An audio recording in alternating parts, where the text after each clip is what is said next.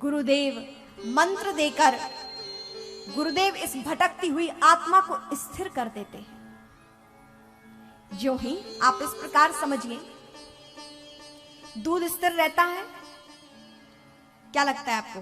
भीष्म राजपूत जी का तो कार्य ही दुग्ध का है ना? समाज के अध्यक्ष भी हैं आप।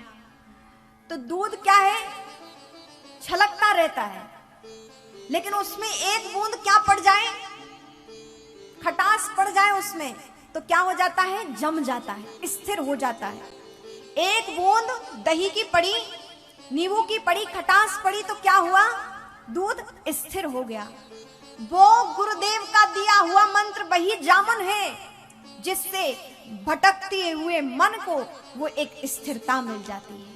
वही गुरु मंत्र वही कार्य करता है कि जीव अस्थिर रहता है। गुरु मंत्र जीवन में आता है तो व्यक्ति स्थिर हो जाता है, जम जाता है। और सहजोबाई क्या कहती है कि जीवन की दौड़ कब तक?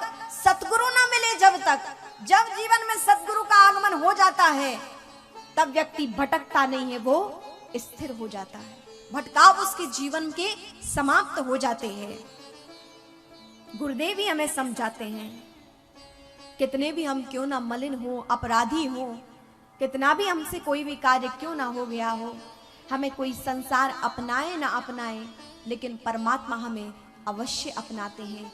गुरुदेव हमें अवश्य अपनाते हैं। किस प्रकार? आप एक उदाहरण से समझिएगा। एक बार प्रेम से बोलें, राधे राधे राधे राधे राधे राधे राधे राधे राधे राधे राधे। जिस प्रकार आप सब यहाँ माताएं बैठी हुई हैं, छोटा सा बालक बाहर खेलने जाता है और वो बालक क्या होता है? धूल में सन के आ जाता है, धूल लगा के आ जाता है। जब उसको खड़े हुए कई लोग देखते हैं बालक को आते हुए, तो कोई उसे गोद में नहीं उठाता। क्यों?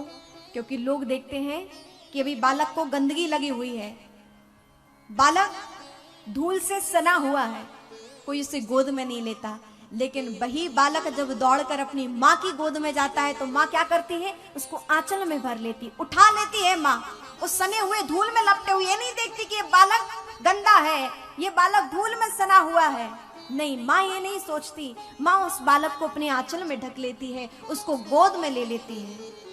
उसी प्रकार जब व्यक्ति जीव भगवान की शरण में जाता है, गुरु की शरण में जाता है, तो वो ये नहीं देखते कि ये मलिन है, गंदा है, धूल लगी हुई है, अपराधों की धूल लगी हुई है, भूल की धूल लगी हुई है, अवगुणों की धूल लगी हुई है, ये नहीं देखते। जब आप कहते हो कि मैं आपका हूं, ममत्व को धारण करते हुए परमात्मा और गुरु उस भक्त को, उस जीव को स्वीकार कर लेते हैं। यह है गुरु महिमा, यह है परमात्मा की कृपा, यह है उनका अपनत्व।